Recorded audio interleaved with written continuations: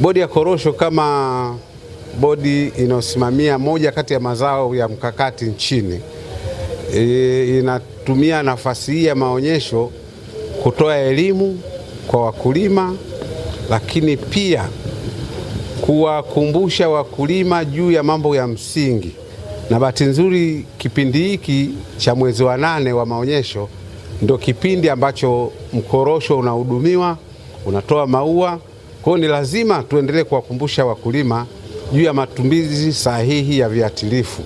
Kwa sasa nitoe rai kwa wakulima wa zao la korosho. Narudia tena juu ya swala la kuweka imani kubwa sana kwenye kutumia salfa. Salfa ina kazi moja kubwa ya kulinda au kukinga mkorosho usipate magonjwa. Kwa hiyo ukiupuliza salfa mkorosho ambao tayari una magonjwa, hapo utakuwa umefeli.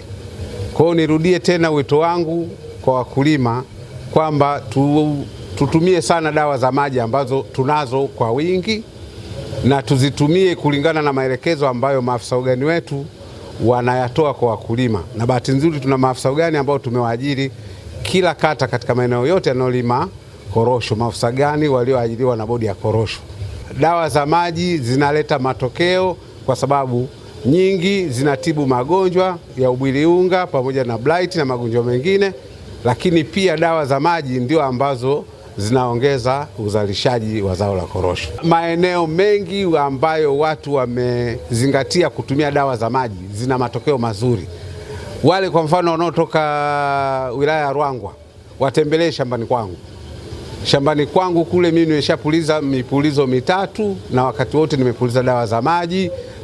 Hali ya zao ni nzuri sana, maua na zingine zimeshaanza kutoa tegu.